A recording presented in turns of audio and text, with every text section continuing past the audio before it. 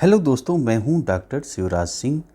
स्वागत है आपका मेरे चैनल हिस्ट्री विद सिंह में। दोस्तों, आशा है आप लोग अच्छे से होंगे, बढ़िया अपनी पढ़ाई कर रहे होंगे। तो आज से दोस्तों आप लोग पढ़ेंगे कक्षा 12 की इतिहास की किताब, ठीक है। और अभी तक आपने क्लास 6 से क्लास 11 तक की पूरी जो है आपने इतिहास की किताब देख ली है, ठीक है। अगर आपको और भी कुछ पूछना होगा या कुछ चीज़ें नहीं समझ में आएंगी तो कमेंट करिएगा, मैं उस पर वीडियो बना दूंगा, ठीक है। तो आज से दोस्तों जो है क्लास 12 की जो है आप पढ़ेंगे। तो देखिए, क्लास 12 दोस्तों बहुत ही इम्पॉर्टेंट बुक है इतिहास की, है ना। अभी तक मान लीजिए आपने 6 से लेकर 11 तक की जो क्लास की आपने इतिहास नहीं पढ़ा है तो कोई दिक्कत नहीं है। अभी आप जो है आज से जो मैं स्टार्ट कर रहा हूँ क्लास 12 की इतिहास की बुक, ये बहुत ही परीक्षा की दृष्टि से बहुत ही इम्पॉर्टेंट है आपके लिए, है ना। तो इसे जो है आप पूरी जो है इतिहास क्लास, ये 3 पार्ट में है आपका। जो क्लास 12 की बुक है वो 3 पार्ट में है, 1 2 3 पार्ट में करके है ना। तो तीनों पार्ट को आपको बहुत ध्यान से सुनना है, बिना स्किप किए हुए। एक एक शब्द आपको ध्यान से सुनना है, समझना है ना। अगर नहीं समझ में आ रहा है तो 2 बार 3 बार वीडियो आपको देखना है ना।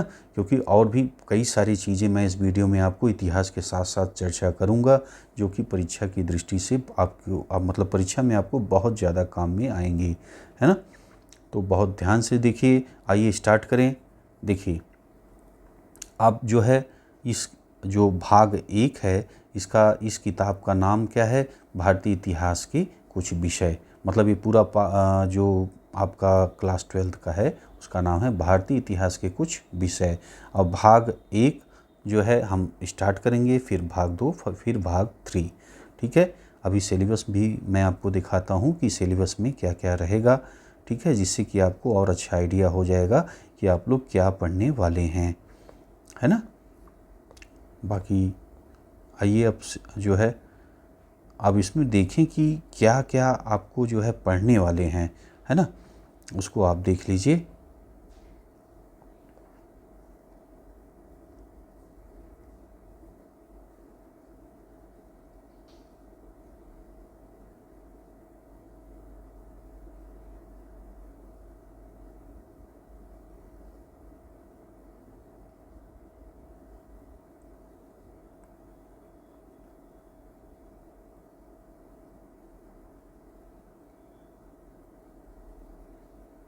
अब देखिए, जैसे ये पॉइंट है अध्ययन का केंद्र बिंदु निश्चित करना, है ना।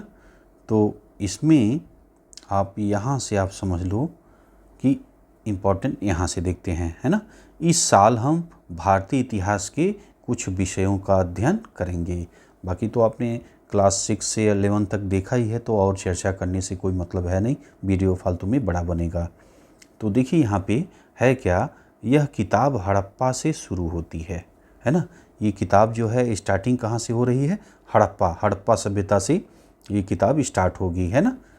और भारतीय संविधान के बनने पर ख़त्म होती है ना। तो ये पूरा जो है ये समय हड़प्पा से लेके भारतीय संविधान के बनने तक जो है चलेगी।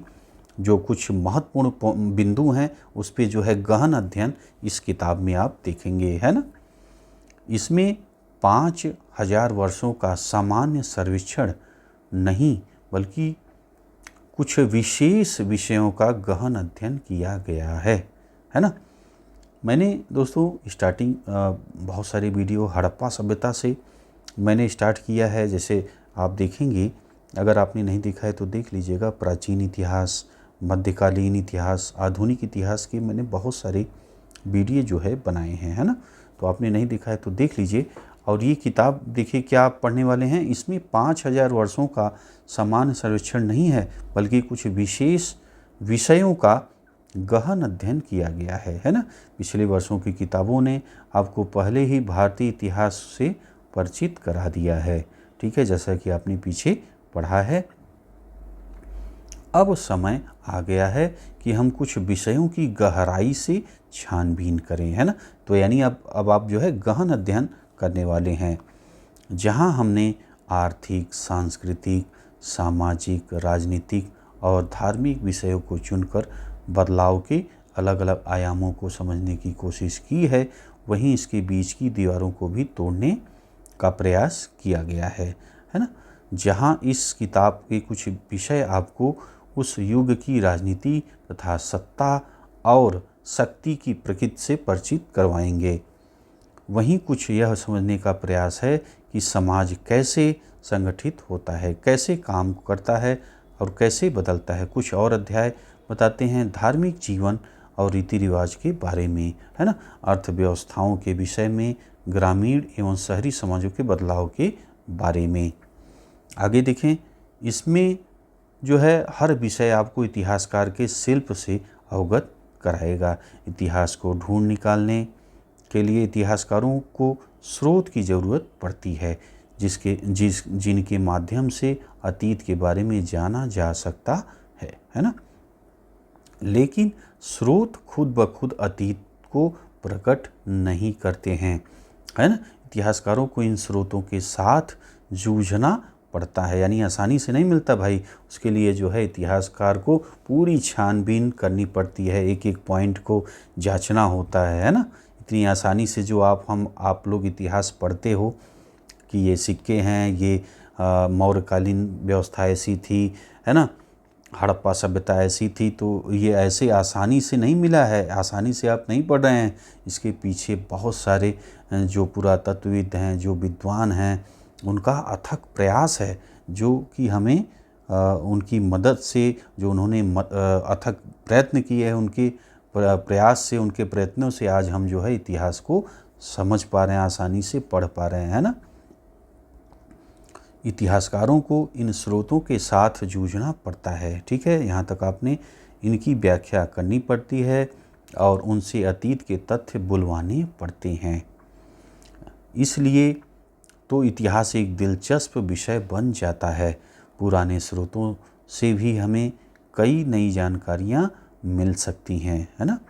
यदि हम उनसे नए सवाल पूछें, उन पर अलग तरीके से नज़र दौड़ाएं, तो इसलिए हमें यह जानने की ज़रूरत है कि इतिहासकार किस तरह स्रोतों को पढ़ते हैं और कैसे वे पुरानी स्रोतों से में नई बातें खोज निकालते हैं, है ना।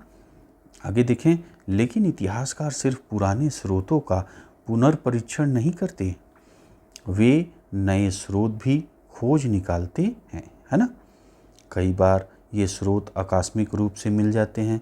पुराविदों को कभी कभी अनजाने में ही कोई मुहर या टीला दिख जाता है, जिससे किसी प्राचीन सभ्यता के स्थल का सुराग मिल जाता है ना।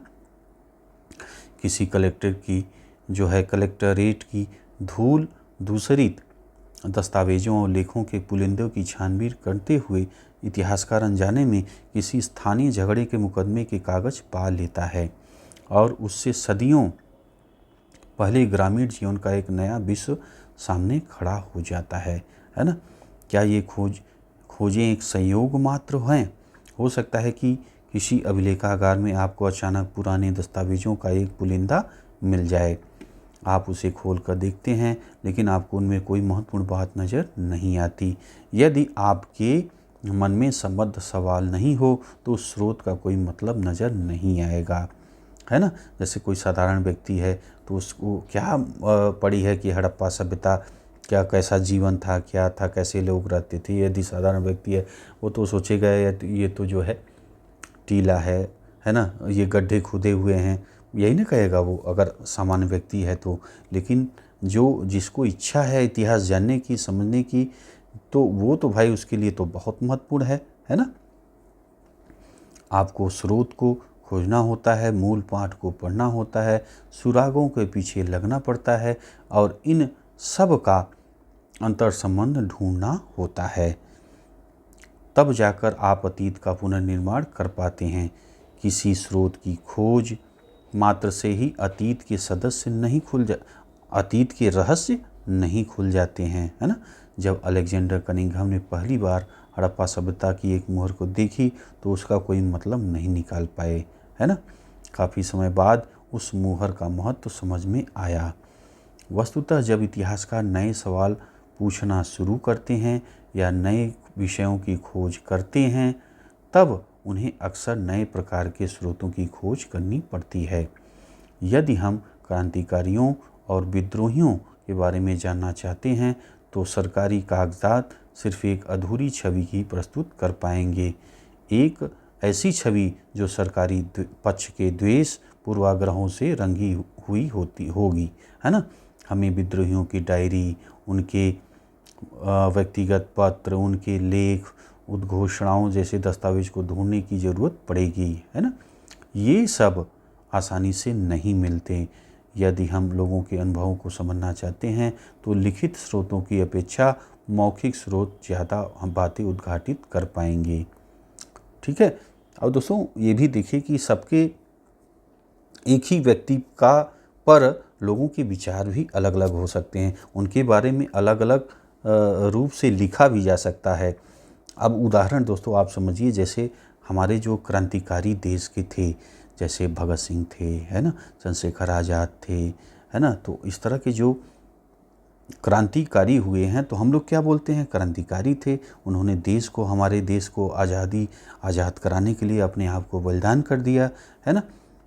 और अब देखिए अंग्रेज़ जो हैं, अंग्रेज़ क्या बोलते हैं, है ना, जो ब्रिटिश थे वो क्या बोलते थे, वो बोलते थे कि ये जो है विद्रोही हैं, ये आतंकवादी थे, है ना। जो है जिसे हम लोग क्रांतिकारी कहते हैं वो उसे आतंकवादी बोलते हैं। तो ये होता है दोस्तों कि कैसा सामने वाले का हित कहाँ पे है, वो किस तरह की जो है कंडीशन में है ना। तो ये हमारे लिए क्रांतिकारी हो गए और उसके लिए आतंकवादी हो गए, है ना। अब वो जब लिखेगा तो उसकी बातों में अलग ही उनके बारे में विचार रहेगा, और हम लोग लिखेंगे तो इनके बारे में अलग ही विचार हम लिखेंगे, है ना। तो ये सब भी चीज़ होती है। अब देखिए आगे, जैसे जैसे इतिहास की दृष्टि फैलती है वैसे वैसे अतीत को समझने की कोशिश में लगे इतिहासकार नए सुरागों की तलाश में नए स्रोतों की खोज शुरू कर देते हैं, है ना। जब ऐसा होता है तब किन किन चीज़ों के स्रोत माना जाए, इसकी समझ ही बदल जाती है। एक समय था जब सिर्फ लिखित दस्तावेजों को ही प्रमाणिक स्रोत माना जाता था, ठीक है। लिखित दस्तावेजों को सत्यापित किया जा सकता था, उनका हवाला दिया जा सकता था, उन्हें जांचा जा सकता था। मौखिक साक्ष्य को एक वैध स्रोत नहीं माना जाता था, है ना। जैसे अभी आप लोग बात करते हैं, जैसे गांव में भी बात करते हैं तो कुछ लोग बहुत बढ़ा चढ़ा करके किसी बात को रख देते हैं, ना। जैसे अभी कोई खबर ही फैलती है, भाई उन्होंने कुछ कहा तो आगे वाले ने कुछ बढ़ा चढ़ा के बता दिया, और आगे गई तो कुछ और बढ़ा चढ़ा के बता दिए। तो उसमें देखिए क्या है कि उसको प्रमाणित नहीं किया जा सकता है ना। तो इसीलिए जो है इस स्रोत को, जो मौखिक स्रोत को जो है सही नहीं माना जाता था, है ना। मौखिक साक्ष्य को एक वैध स्रोत ही नहीं माना जाता था, है ना। इसी कारण तो आखिर उनके सत्यापन या जांच की गारंटी कौन लेता।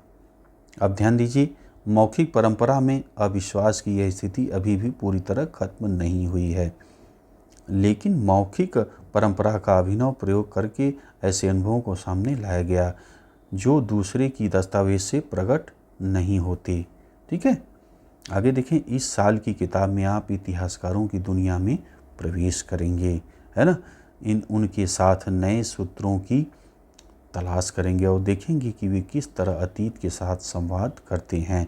आप देखेंगे कि वे किस तरह स्रोतों से सार्थक जानकारी ढूंढ निकालते हैं, है ना। अभिलेखों को पढ़ते हैं, पुरास्थलों की खुदाई करते हैं, मनकों और हड्डियों के अर्थ निकालते हैं, महाकाव्यों की व्याख्या करते हैं, स्तूपों और इमारतों का निरीक्षण करते हैं, ठीक है। चित्रों और तस्वीरों का परीक्षण करते हैं, पुलिस की रपट और राजस्व के दस्तावेजों की व्याख्या करते हैं और अतीत की आवाज़ों को सुनते हैं। हर विषय वस्तु का एक विशेष किस्म की स्रोत की खासियत और संभावनाओं का विचार करेगी। यह चर्चा करेगी कि कोई स्रोत क्या बता सकता है और क्या नहीं।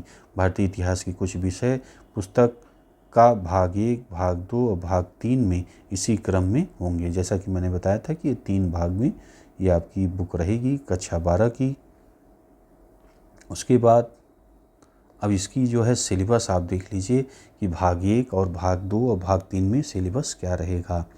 ध्यान दीजिए, भाग 1 में आप देखिए विषय 1 है ना, अध्याय 1। अब देखिए ईंट मनके तथा अस्थियां है ना, ये आप पढ़ेंगे हड़प्पा सभ्यता को।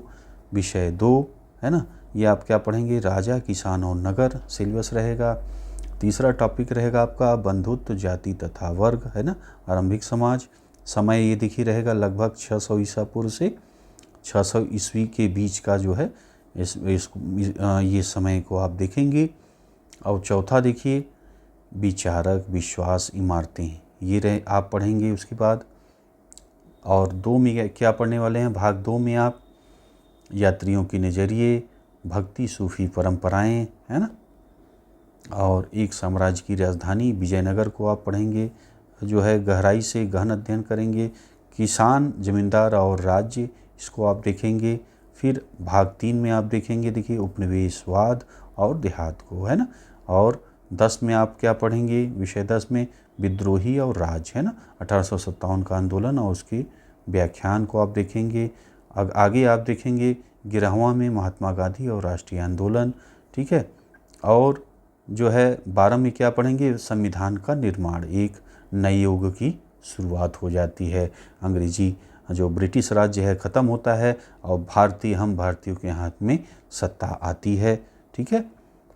तो ये आपका जो है आप पढ़ेंगे, बहुत ही इम्पॉर्टेंट रहेगा दोस्तों। इसको आप लोग पूरा स्किप नहीं करिएगा और पूरा पढ़िएगा। ये बहुत ही आप कोई दिक्कत नहीं है, आपने 6 क्लास 6 7 8 9 10 11 नहीं पढ़ा है, कोई दिक्कत नहीं, कोई परेशानी नहीं। लेकिन क्लास 12 की जो है उसे आपको ज़रूर पढ़ना है ना, क्योंकि इम्पॉर्टेंट है और गहराई से इसमें आप अध्ययन भी करेंगे है ना, तो ढेर सारी नॉलेज भी आपको मिलने वाली है। तो अगर आपने 12th की भी NCERT अच्छे से पढ़ लिया है तो भी आपको कोई दिक्कत नहीं है ना। तो इसे आप जो है अच्छे से पढ़िएगा। तो अगले वीडियो में दोस्तों जो है हम स्टार्ट करेंगे अध्याय 1 है ना, अध्याय 1 से स्टार्ट करेंगे। तो बहुत ध्यान से दोस्तों देखिएगा। मिलते हैं आपसे अगले वीडियो में। वीडियो आपने देखा इसके लिए आपका बहुत बहुत धन्यवाद।